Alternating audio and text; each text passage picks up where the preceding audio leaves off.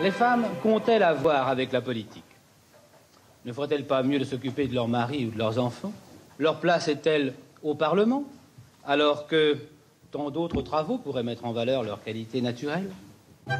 La femme, cet être étrange, longtemps considéré comme le sexe faible. Dans la tête des hommes, son seul avenir, c'est la cuisine et un horizon limité aux 4 murs de son intérieur. C'est un mieux-être pour la cuisinière de demain de n'avoir qu'à presser un bouton ou faire un signe pour ouvrir ou fermer ses placards. La femme ne sort pas de chez elle, elle reste chez elle avec sa table et ayant plaisir à décorer son foyer.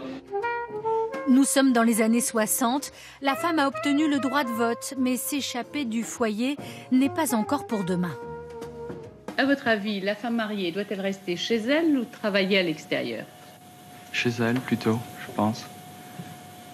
Parce que ça prépare une vie plus calme de la femme d'intérieur, de la mère de famille. Je préférerais que la femme mariée reste chez elle. Il y a déjà beaucoup de travail à faire dans une maison. Hein. S'occuper du ménage, des enfants, la popote, enfin tout, la lessive, c'est un boulot immense.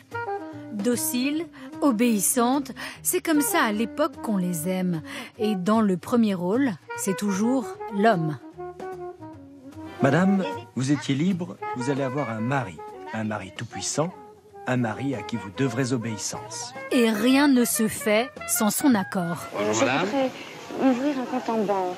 Que faut-il que je fasse? Bien madame, il faudrait que vous nous présentiez une carte d'identité et une autorisation maritale. Mais une loi en 1965 affranchit les femmes mariées de cette tutelle. Les époux perdent leur toute-puissance et accusent le coup.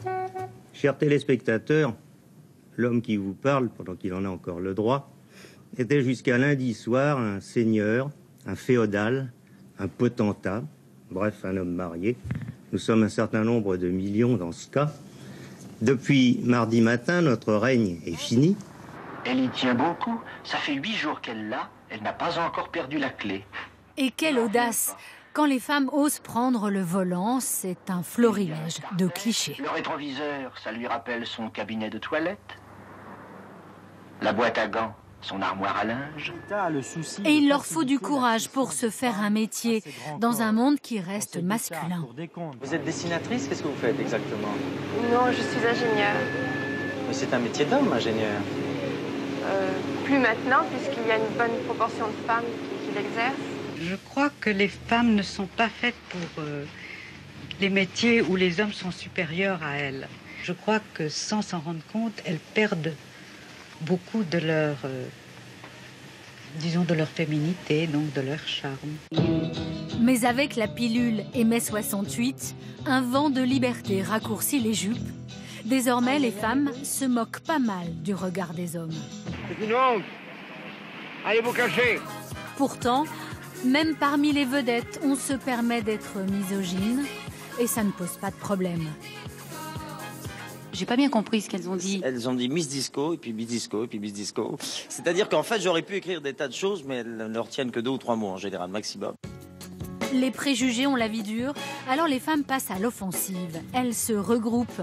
Le MLF est né et pour la première fois, elles réclament l'égalité. Une femme libérée, c'est une femme qui a le droit d'avoir une vie personnelle, qui a le droit au travail, qui a le droit d'être un être à part entière aussi bien qu'un homme.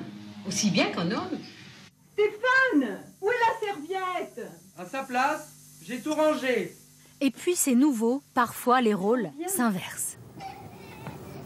Dans les années 90, la femme est émancipée. Je chercherai avec Édith Cresson devient Premier ministre. les plus larges. C'est pas possible, c'est vrai? Oui. Je suis très contente. Enfin une femme aux affaires, parfait.